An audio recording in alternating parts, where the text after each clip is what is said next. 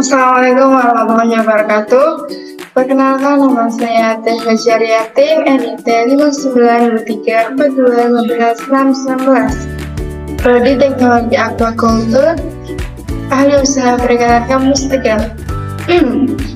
Jadi, di sini saya akan mencoba untuk menjelaskan secara singkat mengenai salah satu materi biologi, mikrobiologi, mengenai bakteri dan virus.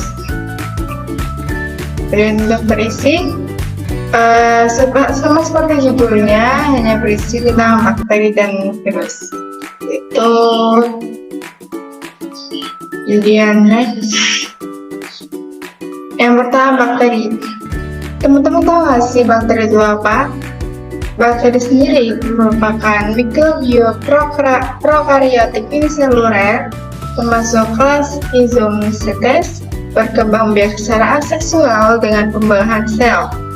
Bakteri tidak berklorofil kecuali beberapa yang bersifat fotosintetik.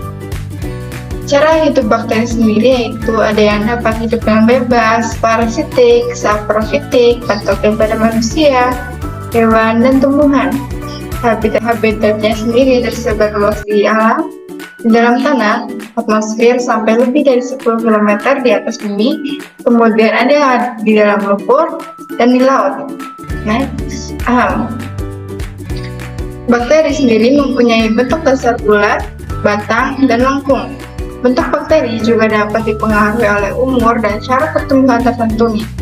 Bakteri dapat mengalami evolusi, yaitu perubahan bentuk yang disebabkan oleh faktor makanan, suhu, dan lingkungan yang kurang menguntungkan bagi bakteri. Selain itu, dapat mengalami pleomorfi, yaitu bentuk yang bermacam-macam dan teratur, walaupun itu bukan pada syarat pertumbuhan yang sesuai. Umumnya, bakteri berukuran 0,5 sampai 10 pi.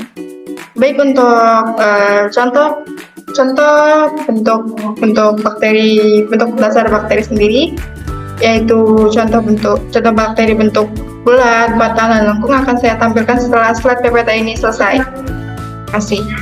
Next.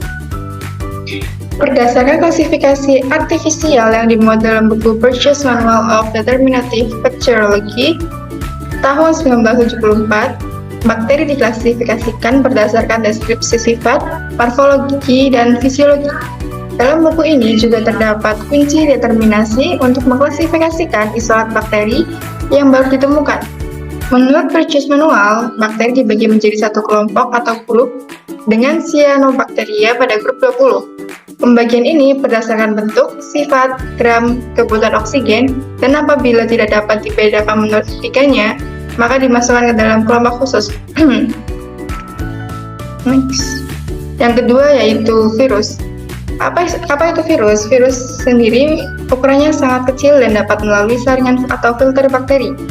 Ukuran virus umumnya 0,1 pi. Virus tidak dapat diendapkan dengan sentrifugasi biasa. Untuk melihat virus sendiri diperlukan mikroskop elektron. Kemudian ada sifat-sifat virus yang penting, teman-teman. Sifat-sifat virus yang penting sendiri ada 3, yaitu antara lain. Yang pertama, virus hanya mempunyai satu macam asam nuklein, RNA atau DNA. Yang kedua, untuk reproduksinya hanya memerlukan asam nuklein saja. Yang ketiga, virus tidak dapat tumbuh atau membelah diri seperti mikroba lainnya. Next. Virus sendiri memiliki sifat-sifat khas dan tidak merupakan jasad yang dapat berdiri sendiri. Virus memperbanyak diri dalam sel jasad inang atau parasit aprikot dan menyebabkan sel-sel itu mati. Sel inang virus sendiri ini yaitu ada pada sel manusia, hewan, tumbuhan, atau pada jasad teknik yang lain. Sel jasad yang ditumpangi virus dan mati itu akan mempengaruhi sel-sel sehat yang ada di dekatnya dan karenanya dapat mengganggu. Baik, untuk contoh virus akan saya tampilkan setelah PPT ini selesai dan itu akan dijelaskan terpisah oleh PPT. Jadi untuk yang penjelasan secara terpisah ada pada contoh bakteri bentuk dasar yang saya share setelah PPT ini selesai beserta dengan contoh-contoh virus seperti itu.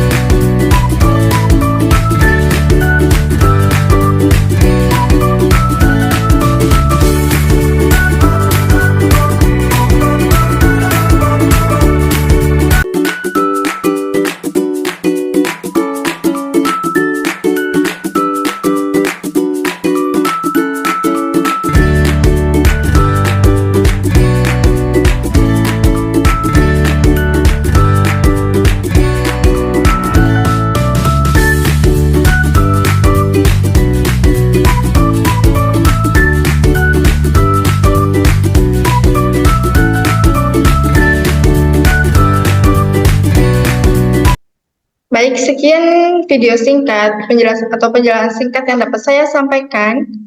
Kurang lebihnya mohon maaf. Wassalamualaikum warahmatullahi wabarakatuh.